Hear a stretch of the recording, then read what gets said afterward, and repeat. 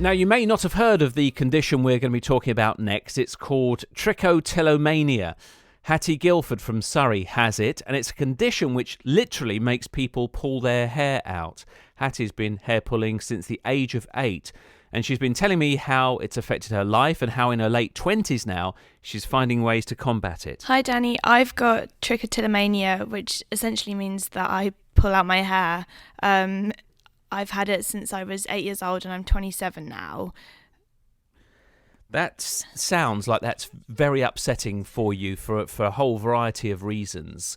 Can you explain why there's that particular action? Why is it that you're doing that sort of thing, uncontrollable as it were?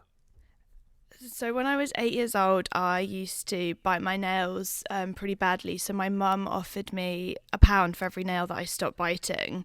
Being 8 even, I decided that £10 seemed like a lot of money. So I managed to stop biting my nails. Unfortunately, I'm a really fidgety person. I'm not very good at sitting still, and I kind of transferred biting my nails to pulling out my hair. Now, they're part of the same family, so they're a body-focused repetitive disorder. So you've got nail biting, skin picking, hair pulling, and I literally just transferred that habit to another. I wouldn't say now as I'm older it's still a habit. That's probably not the right word. It's probably more linked to like anxiety and how I'm feeling at the time. But when I was little, I just sort of started pulling out my hair. I became obsessed with sort of pulling out a hair and having a look at it. The feeling that it gives you, you might think that it's painful because if you pulled out one of your hairs it would hurt you, but it releases an endorphin in your brain, so it soothes you in a weird way, not for very long, and then you have to do another one and another one and another one. There's also 2 parts to trichotillomania. There's the one part where you know you're doing it, and you can't stop, even though you want to. Sort of the urge to pull is greater than not being able to. So what I tend to do is I'll look for a hair that feels different, out of place, don't feel like it belongs there.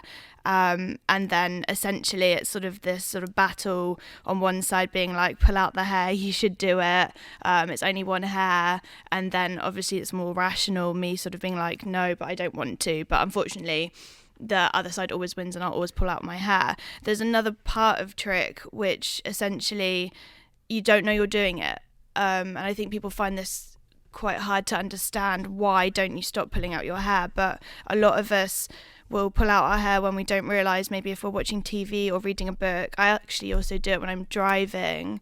You kind of just zone out and you don't realise that you're just pulling hair out after hair after hair until something will like snap you back into the zone, and then you're sort of surrounded by all of your hairs. So it's really hard because most of the time you don't realise you're doing it, and obviously if I could stop myself from pulling out my hair, I would. Yeah, could you help us understand that? Because a lot of people's, I think, instant reaction would be, well, why don't you just stop pulling out your hair, hurting yourself doing that and affecting yourself in that way. So what is the answer to that? Why can't you just stop it? That's a really good question. I've been asked it many times. I've been told many times just to stop. I think the best way, if people can't relate to it, is I think nail biting. I think that's a really easy one. I've got a lot of friends and family that bite their nails and they can't stop. Some of them are adults now, well into adulthood, and they still can't stop biting their nails. It's just, I hate to use the word habit because I think that might sort of lessen what it is. It's more than a habit, but that's the best way to relate, if that makes sense. It's this uncontrollable feeling or urge of wanting to do it, and unfortunately it's stronger than anything you can control. And on one hand it's kind of abusing yourself, if you like, but on the other hand it gives you a kind of sense of stability, does it? Yeah, I think some people consider trichotillomania to be self-harm. I think people start it for a whole host of reasons. So, like I said, when I was 8, I stopped biting my nails, stopped pulling out my hair. I sort of transferred it from one habit to another. But a lot of people start pulling out their hair through trauma or through, something bad that's happened in their life, or, like I said, self-harm. There's so many different ways that people start. It makes it quite hard to put your finger on it. And I would say now as an adult, I use Trich as a security blanket. If I'm worried or if I'm anxious or if I'm upset, I'm more likely to pull out my hair because, one, I've done it for 18 years now, and two, it's that sense of endorphins that release in your brain. It's that feeling that it gives you. Okay, but if it was skin picking or nail biting, perhaps not so immediately obvious to people. But if you at times you've ended up with very sort of thin hair on the top, where people would expect you to have a full head of hair, wouldn't they? And so that is noticeable to people. So tell me about the impact of that. Yeah, so I've got a very noticeable bald spot on my head. I've basically pulled out the same area since I was 8. So if you outstretch your palm, popped it on the top of your head with your finger spread, that is how big my area is. It's sort of 9 by 8 inches. I've measured it. So I've got pro at hiding my hair loss. For 10 years I wore hair extensions, and I'd tie the top part of my hair in a top knot, use brown dry shampoo so that my scalp wasn't white, because obviously that's what pokes through and that's what people can see. But then last year I sort of realised that hair extensions were also making my hair thin. So not only was I pulling out my hair, I was now sort of getting thinner hair from hair extensions. So I had to take them out, and I was confronted with my bald head really for the first time in 10 years, because I guess I'd hidden it so well from myself too. So what I did is I've turned to wigs and toppers. Toppers is sort of a smaller wig. You can clip it on the top. It's quite hard to explain over the radio. I get the idea though. So that's what I've been using now for the last 3 months. It completely covers up my hair, and it also means that I can't get to it, because if you've got a wig on, you've got a wig on. Yes. Yeah. Okay, essentially, you can't get your fingers under it. Okay. But that doesn't solve the underlying sort of what's happening in your head about wanting you to do these things and take these actions. So, what help has been available to you, Hattie, to change this habitual compulsion in you? Yeah, and that's really true. It's not just about covering it up, because that's only one part of the problem. So in the UK, we've got CBT, which is really widely recommended for trichotillomania.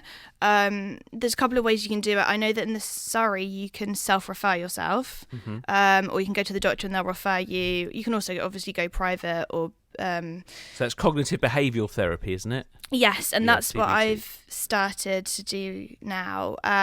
Is that helping you? Yes, it is. And it teaches you to be aware of when you're going to pull. And again, it's kind of hard to explain being aware, because that seems odd. But you know how I was saying, sort of I can zone out and not realise what I'm doing, is it makes you sort of work out when you're most likely to pull. And then you can start to be more aware in those situations. So now if I'm watching TV, I might have Play-Doh in my hand or something that I can fidget with, or I'll try and sit on my hand. Or when I'm driving, I have to make sure that I'm always almost talking to myself, which is a bit weird, but it's making sure that I'm not reaching my hand up to the top of my head. And it's CBT, so cognitive behaviour therapy, teaches you how to sort of break that habit. It's sort of almost habit reversal. But it's a long held habit as well, if it's nearly 20 years, right the way through your teens. And also, just talk to me about the upset that causes for you when you feel like you're not in control and you have to do these things, and also for your family around you, seeing you do this and not knowing the best thing to say, the best thing to do, the answers for. Because as a parent, you always want to be able to help your children and come up with a kind of reasonable explanation for something. So just talk to me about that, if you would. So I think I've been very, very lucky. We talk about Trich a lot in my family, and we talk about my feelings, I guess, a lot. And I've had this amazing support system around me all the time, which, you know, friends, family, my boyfriend. And I think because I've had this really amazing support network around me, I maybe haven't always tried my hardest to stop, which sounds really silly. But I mean, my parents have been amazing. They've taken me to so many different places. They've paid so much money out to try and help me, and you know, I've done CBT, I've done hypnotherapy, I've had special hair pieces when I was a lot younger, and yeah, I've seen them very upset about it because, like you said, as a parent, you want to help your child, and you can't understand why someone would do that to themselves, I guess, is the easiest thing to say. Pulling out your hair so badly that you have a visible bald spot is really hard, but... and also, I think for your parents, not having the answers to that, because a lot of things parents can kind of deal with, but this maybe is outside people's kind of range of understanding. Yes, it is, and I think it's very is very understudied, I think would be the correct term. Like, there's not many studies on Trich at all, and I think, sort of like I touched on before, because people start for so many different reasons, there's not just one solution. And I think one of the reasons why I probably haven't done that well over the last 18 years at stopping is because I might have tried something and then given up, and then tried something else and then given up, and I've gone to the doctors and they might have referred me to dermatology, which isn't right, and instead of trying again or trying a new route, I'll just give up. And this sort of at the end of last year, I was like, okay, I'm ready, I am literally going to do everything, and I'm going to do it all in one go. So I've obviously got a hairpiece, I'm going to CBT, it sounds silly, but I've got acrylic nails that are so disgustingly long, but it means I can't pull out my hair because they're so long. I've got fidget toys, so like Play-Doh. I've hidden tweezers because obviously that helps pull out hair a lot easier. I'm trying to do everything that I physically can this time. Well, it all sounds very time consuming as well. This is it's really kind of a pull on your time, all of this. And I guess it's also the sort of thing, maybe there's a feeling that you would not share publicly what you've been going through. So the fact that you're active on social media as well, what does that give you in terms of perhaps the thought that you might be helping other people? Yeah, so creating my Instagram account, I guess, was the final thing in that long list of things that I've done that I decided to do because I think, one, like I said, I've got a really great support network of friends and family and my boyfriend, and do you know what, no one's ever said anything ever horrible to me, never, not one horrible thing to me, maybe, well, not to my face anyway, so I've always been lucky in that respect. So I guess I felt almost privileged in a way that I'm not awfully affected by this condition, and I really want to speak out to it. So I've created this Instagram account. I share pictures of me. I sort of, write about good days and bad days. And I also share pictures of my hair because it makes me more accountable. I think sharing my journey with other people that are going through exactly the same thing helps me as much as it helps other people.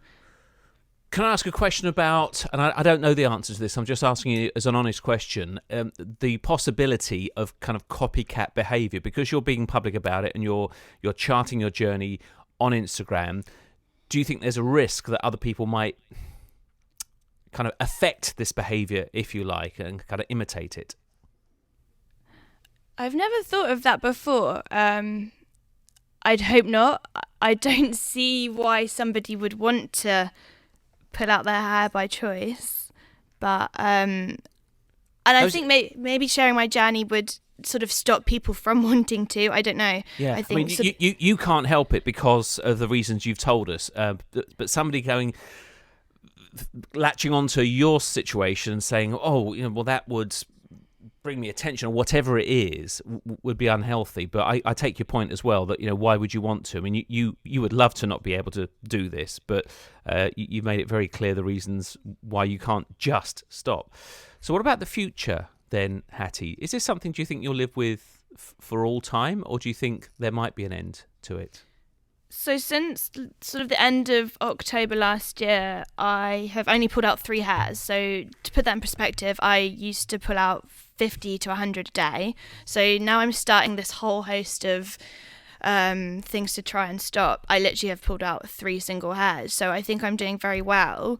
But at the same time, I'm aware that I think this feeling will always be there. I don't think, now I've lived well over half my life with it, that it would ever go away. And I guess if something bad happened in my life, I would be very vulnerable to starting and relapsing and going back to it. But I think what's really important is that you carry on doing things. So now I'm doing CBT. Instead of doing 3 or 4 sessions and just stopping, I think you need to carry on longer and be prepared that you have to go back to it instead of just doing a few things and thinking you're fixed. I think Trich will be with me for my life.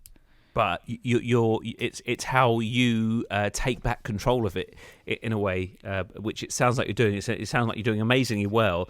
And, more power to you. And thank you so much for talking to us about something that's so personal, that's been with you for so long. And, if it helps one other person, you talking about it, then I think you've done a great thing today. Yeah, thank you so much for having me, Danny. And exactly, if I can just reach one person that didn't realise that it's got a name and that other people do it, or reach other people that have never heard of trichotillomania and just sort of realise that you might see people with no eyelashes, no eyebrows or bald spots in their hair, and that's might be why. There's Hattie speaking to me earlier, and on that final point of helping somebody else, well, that's already happened.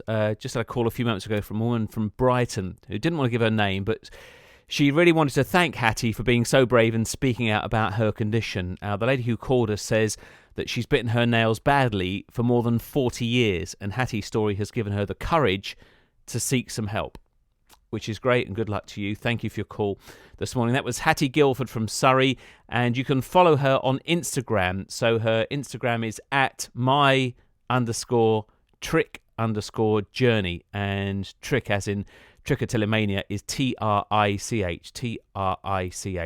So again, it's @my_Trich_journey. Hattie Gilford from Surrey speaking to us earlier on. Call